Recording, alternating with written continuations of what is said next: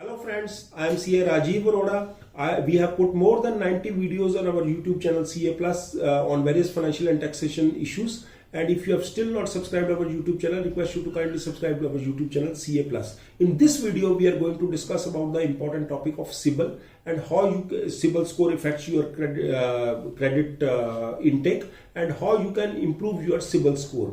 अब RBI has appointed 4 rating agencies to provide you credit scores and CIBIL is one of the best credit rating agency which is most prevalent. अब जैसे हमारे body में एक BP होता है, जैसे ब्लड प्रेशर को हम चेक करते हैं तो मिनिमम 80 होता है और मैक्सिमम 120 होता है. So your blood pressure should remain within range of 80 to 120 which is a healthy sign. अगर उससे कम है तो मेरा बीपी लो है और अगर ज्यादा है तो it is also alarming sign. Similarly आपका सिबिल स्कोर जो होता है वो 300 से स्टार्ट होकर 900 तक होता है.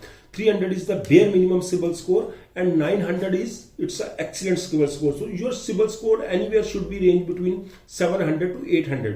अब बहुत सारे लोग, मैंने इसके ऊपर पहले भी एक शॉर्ट वीडियो डाला था ऑन आवर यूट्यूब चैनल.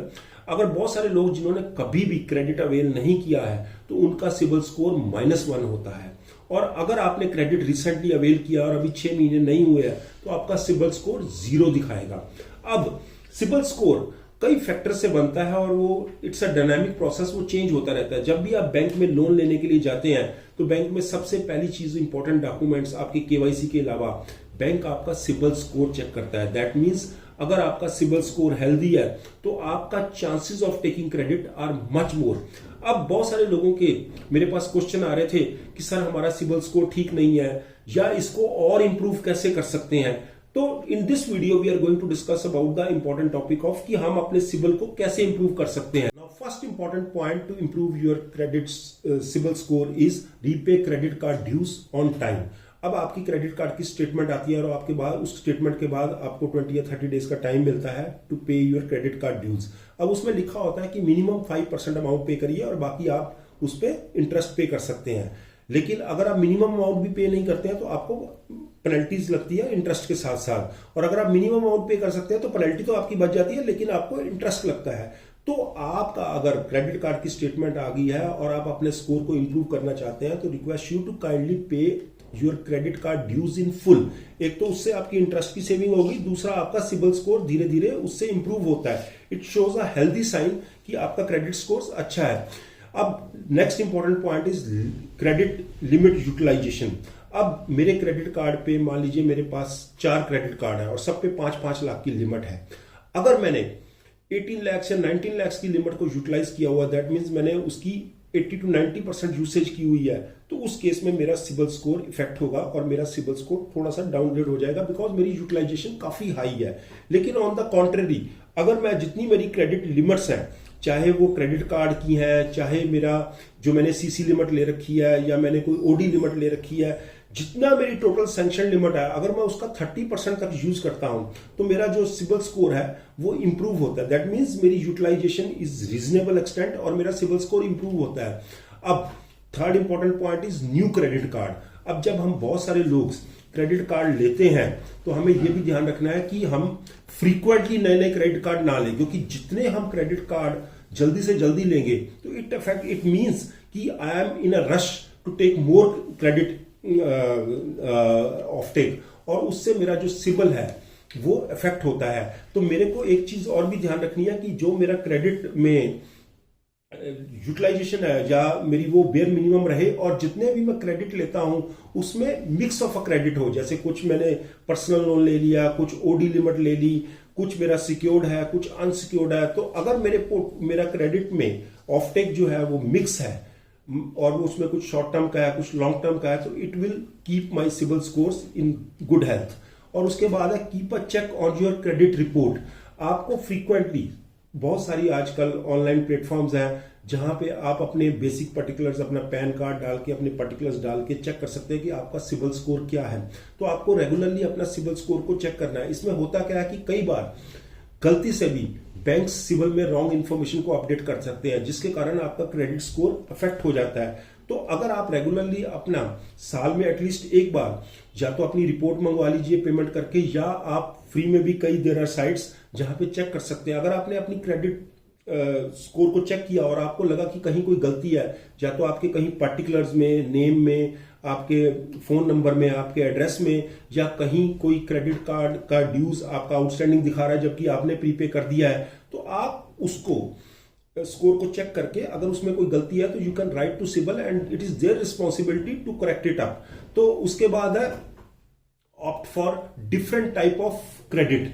तो जैसे मैंने पहले डिस्कस किया कि आपके पास आप कोशिश करिए कि आपके कुछ जो क्रेडिट आपने ले रखा है, लोन्स ले रखे हैं, वो सिक्योर्ड हो, कुछ अनसिक्योर्ड हो, कुछ शॉर्ट टर्म के हैं, कुछ मीडियम टर्म के हैं। अगर आपने एक ही तरह का मान लीजिए ओडी लिमिट ले रखी है और उसने आपकी पूरी यूटिलाइजेशन कर रखी है, या आप क्या करते हैं, आपके पास 4 क्रेडिट कार्ड है, आप पहले क्रेडिट कार्ड की रीपेमेंट करते हैं दूसरे क्रेडिट कार्ड से, और दूसरे से तीसरे की, तीसरे से चौथे की, तो आप क्रेडिट को रिवॉल्व कर रहे हैं, तो इससे आपका सिबिल स्कोर खराब होगा। तो आपको हमेशा ये ध्यान रखना है कि आपको सिबिल स्कोर इंप्रूव करने के लिए different mix of credit card credit facility लेनी है और इंक्रीज योर क्रेडिट लिमिट।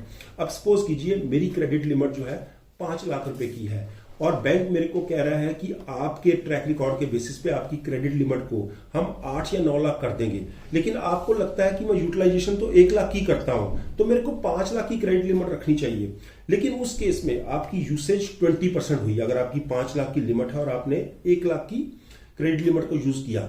लेकिन ऑन द कॉन्ट्ररी अगर मेरी लिमिट 10 लाख की हो जाती है और मैं 1 लाख की यूज कर रहा हूं, that means I am only utilizing 10% of my limit, तो which helps in improving my credit score. अब एक और पॉइंट है जो बहुत सारे बिजनेसमैन यूज करते हैं, keep old debt on your report. अब मेरा कोई पुराना लोन चल रहा है, चाहे वो होम लोन चल रहा है, चाहे किसी और कार लोन चल रहा है जो काफी सालों से चल रहा है और उसका रीपेमेंट ट्रैक रिकॉर्ड एक्सीलेंट है, कभी भी मेरी कोई इंस्टॉलमेंट बाउंस नहीं की है, तो अगर आप उस लोन को चलता रहने देंगे तो उससे क्या होगा, it helps you in improving your credit scores, because उसमें क्या होता है कि वो शो कर रहा है कि आपकी क्रेडिट हिस्ट्री बहुत अच्छी है और आप एक लॉन्गर टेन्योर से एक ही लोन को रीपे कर रहे हैं ढंग से और कभी भी उसमें कोई डिफॉल्ट नहीं है। और never give a hint of a risk. Another important point is कि कई बार क्या होता है कि मैंने फ्रीक्वेंटली एक क्रेडिट कार्ड अप्लाई करने के लिए 10 बैंकों में एप्लीकेशन दे दी। अब वो 10 के 10 बैंक जो है वो सिबल मेरा चेक करते हैं, तो अब जब वो सिबल को हिट करता है तो दैट मीन्स इट शोज कि I am quite a risky person, means कि मैं 10 बैंकों से लोन के लिए ट्राई कर रहा हूं। और दूसरा, मैं फ्रीक्वेंटली नए क्रेडिट मतलब क्रेडिट फैसिलिटीज के लिए अप्लाई करता हूं और लेता हूं। मान लीजिए मेरे पास एक क्रेडिट कार्ड है, मैं कल ही नेक्स्ट डे मैं दूसरा अप्लाई करता हूं, फिर तीसरा अप्लाई करता हूं। इट मीन्स कि I am in a hurry to take more credit, और वो मेरे को एज ए रिस्की पर्सन की कैटेगरी में डिफाइन करता है और उससे मेरा सिबिल स्कोर कहीं ना कहीं इफेक्ट होता है। Don't apply for multiple credit lines eight one गो। अगर मेरे को आज कार लोन की रिक्वायरमेंट है तो मैं कार लोन के लिए अप्लाई करूंगा। I should not take a car loan, OD limit, loan against shares at one go itself. तो मैं जितना मल्टीपल क्रेडिट के लिए अप्लाई करता हूं या लेता हूं उतना ही मेरा सिबिल को जो इफेक्ट होता है। And the next and the last important point is be patient and persistent to your approach।